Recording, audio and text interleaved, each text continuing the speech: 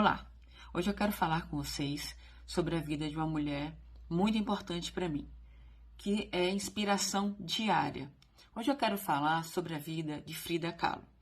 Eu gosto tanto dela que eu tenho um quadro dela enorme aqui pendurado na minha parede, na minha sala de jantar. Muitas vezes eu sento ali e fico olhando para ela e penso, tá difícil para mim, mas estava pior para ela. Naquela época, muito pior. Quero fazer um resumo rapidinho aqui da vida de Frida sobre a minha ótica, sobre o meu entendimento e a minha interpretação. Eu não estou aqui só me baseando na descrição dos fatos históricos. E já peço logo desculpas se alguém discordar. É só a minha interpretação. Frida, desde pequena, teve a vida dela marcada por várias tragédias. Logo depois que Frida nasceu, a mãe de Frida teve um parto muito difícil, quase morreu. A mãe de Frida, com 2 meses, engravida novamente. Então, Frida não foi amamentada pela mãe, não desenvolveu uma relação com a mãe afetiva, de troca de amor. Quem amamentou Frida foi uma ama de leite, uma indígena, a qual ela tinha uma relação mais maternal com ela. Frida foi crescendo, até que com 6 anos de idade, Frida contrai poliomielite e fica com sequelas nas suas pernas, sendo que uma das pernas fica mais fina e mais curta. Nesse dia em diante, Frida começa a passar por várias situações ruins. Na escola, por exemplo, ela era vítima de bullying. Bullying agora, né, gente? Porque antigamente era chacota. As crianças malvadas, porque são, elas ficavam chamando Frida de perna de pau e começavam a excluir Frida de todas as atividades ali da socialização. Frida começa a se isolar dentro do seu mundo, cada vez mais participando da vida dos adultos, prestando atenção nas atividades dos adultos. E assim os anos vão passando, até que Frida entra na faculdade de medicina. E aqui para nós, presta bem atenção, Frida fez parte de um grupo seleto de 35 mulheres, apenas 35 mulheres, no universo masculino total de uma universidade. Tava tudo muito bem, tava tudo muito bom, até que um dia, Frida voltando para casa dentro de um bonde, o seu bonde foi atingido brutalmente por um ônibus.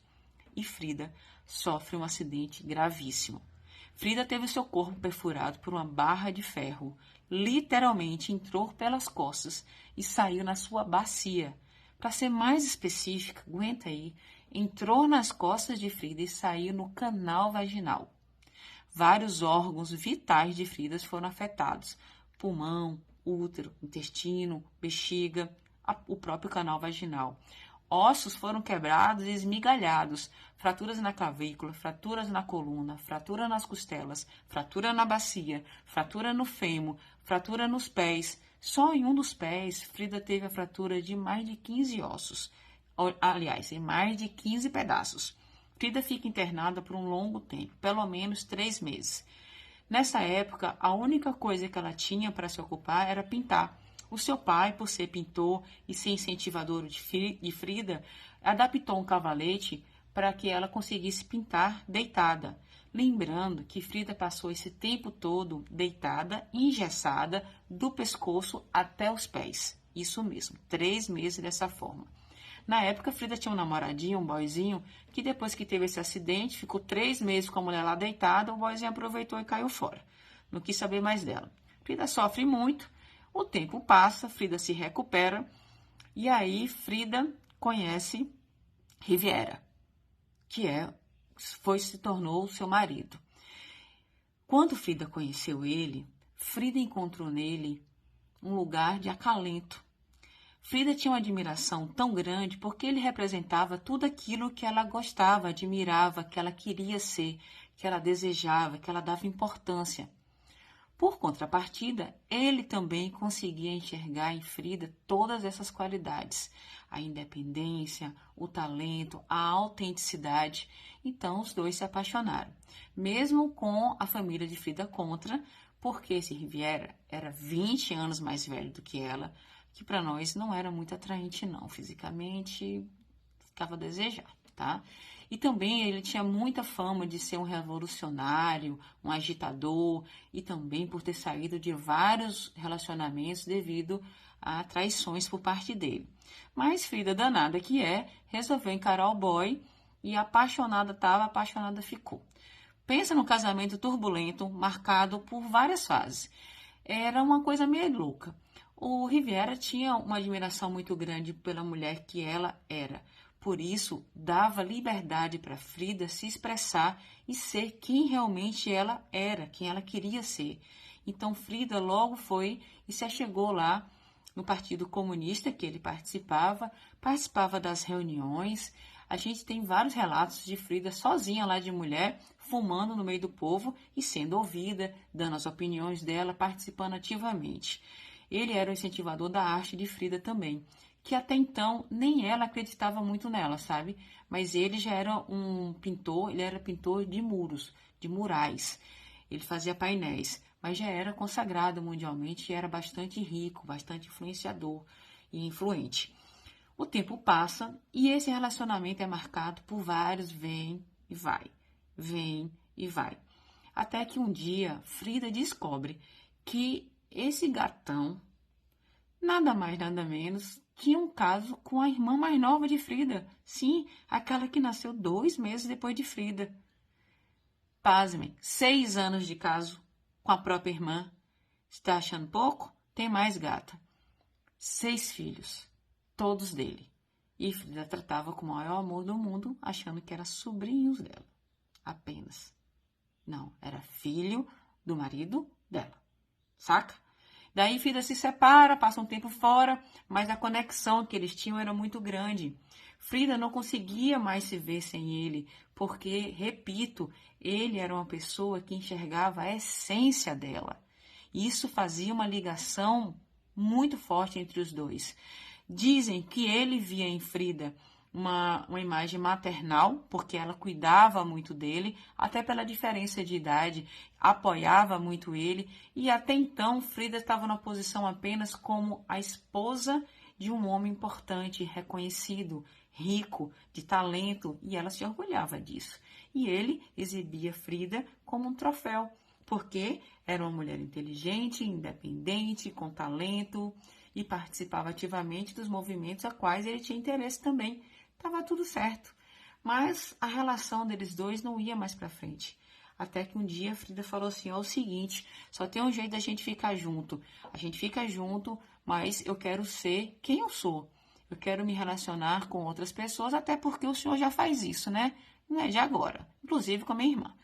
Então, cada um tem sua vida, mas como a gente se gosta, a gente tem um contato, vamos manter esse contato. Só que cada um mora na sua casa. Construiu uma outra casa. Aí tem 2 casas de andar com uma ponte lá em cima unindo essas casas. Quando eles queriam ficar junto, gata, andava ali pela ponte, se encontrava, passava a noitezinha junto. Era raro acontecer. Dizem que Frida não tinha mais relação sexual por ele, não só porque não se sentia atraída, mas por uma impotência mesmo dele.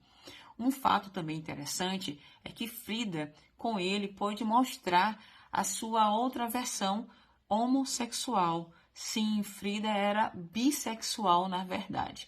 Ela se relacionava com outras mulheres, chegava a se envolver emocionalmente com essas, e sentimentalmente com essas mulheres também. Riviera não se importava. A única coisa que ele não permitia era que ela se relacionasse com homens. Relacionamentos hétero, ele não gostava. Homossexual, tudo bem. O tempo foi passando, até que um belo dia, Frida resolve realmente se separar dele. Se separaram. E Frida começou a tomar conta da sua própria vida e começou a se dedicar mais ao seu trabalho, às suas pinturas, à sua arte. Resumo da história. Frida vai ficando doente, cada vez mais debilitada, porque com o acidente ela teve um comprometimento muito grande do pulmão. E aqui para nós, Frida foi bem danada, sabe? Ela fazia o que queria, então ela bebia, ela saía, ela namorava, ela perdia a noite e fumava muito. O pulmão dela começou a ficar muito comprometido.